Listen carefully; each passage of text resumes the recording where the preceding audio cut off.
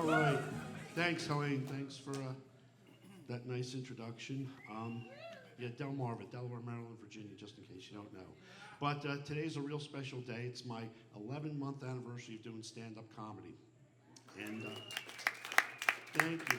And I love doing stand-up. And I love working with a lot of great comics like the comics we have on tonight. And I worked with a comic a few weeks ago that brought back a childhood memory. He was talking about how when he found his father's stash of pornography, he bonded with his father. And I remember when I was 9 years old, I found my father's stash of pornography.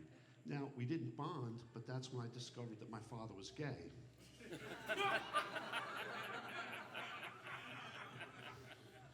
Johnny Does the Catching is not a baseball film. It was traumatic, it really was, for a 9-year-old. The second time especially.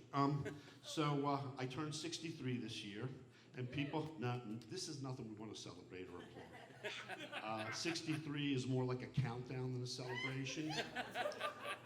And I'm going to tell you why.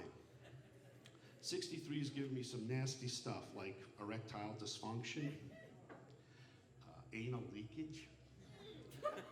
But the scariest thing is that I looked at myself naked in a full-length mirror. Gravity has not been good to my balls. Some of you older folks, you remember that toy, the clackers, the two balls at the end of the string? Right? Here they are. I'd show you the real ones, but I don't have enough for bail money tonight, so. But one thing happened the other night that really scared me too. I just added this to my act because it really did just happen. I was having sex with my girlfriend, and I had to ask her if I came. That never happened before. So, but my brain is great. My mind is sharp as a.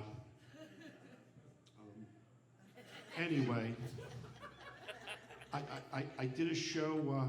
I did a show where they said, "What was the worst advice you ever got?" And I remember that like it was yesterday. It was over 30 years ago. I was going out on a date with a beautiful woman. My friend said, "Listen. Don't use a condom, you're gonna get lucky, you're gonna get laid. Penicillin cures everything." No, it doesn't. What it doesn't cure is that 30-year-old kid that still runs around my house calling me daddy. I don't know, you see how this tick with the mic cord, it's no big deal, it's just a nervous tick. But what's weird is I even have the tick when I work venues with a cordless mic. And I was working a venue with a cordless mic the other night, and after my set, a woman came up to me and she said, "I have to ask you, were you jerking off up on stage?" I said no, and I explained about the tick. But then I smiled and I thanked her for thinking that my dick was that big. It's not. When I was a little kid, my mother didn't think I knew my name. So she bought me this ridiculous shirt that said, "Hello, my name is Joseph John." Now, when I look back on that, she was serving me up to the pedophiles on a silver platter with that stupid shirt. So I wear this shirt to school one day. I'm walking home. This weird guy in the van says, "Hey, Joseph John, why don't you get in the van? I have some candy." "Hey, Joseph John, why don't you get in the van? I got a puppy." I didn't know who he was talking to. My mother was right. I didn't know my fucking name. I worked a venue where you could smoke pot in the venue, and I don't smoke pot. And I got what they call hotboxed. Has anybody ever gotten hotboxed? It's when you get high from a contact high. I had no idea what was going on. I get in my car, first mistake. Should have never gotten behind the wheel. I got lost driving home. It takes me 30 minutes to drive home from this venue. 3 hours later, I pull over. I pull out my phone, put my address in my GPS, I hit start. It said I arrived at my destination. I was sitting in my driveway for the last hour and a half. Nasty, nasty stuff.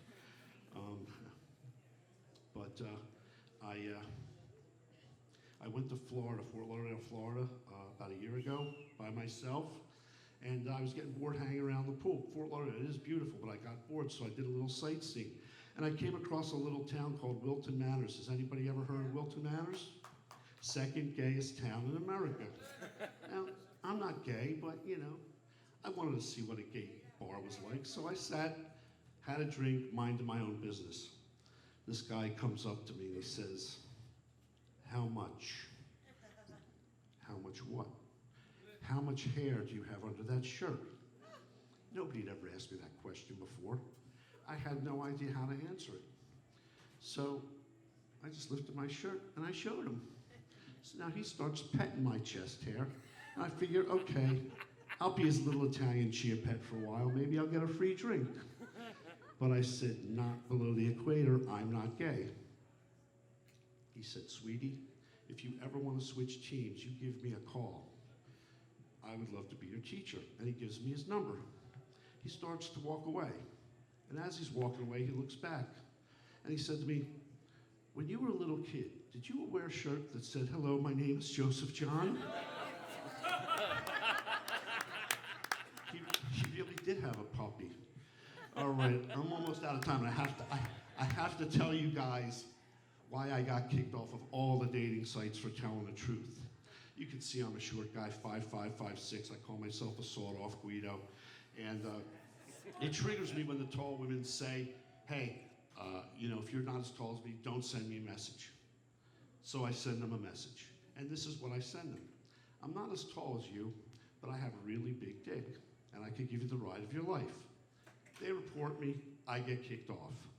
One woman, beautiful, 6'3", says, baby, what would you do to me with that big dick? I said, I'd climb you like a tree, I'd make you see God, and I'd have you screaming for more. She said, baby, that sounds good. Now what are you gonna let me do to you if my dick's bigger? So I reported the service for false advertising, and they kicked me off for saying I had a big dick. Thank you guys, my name's Joe Scrocca.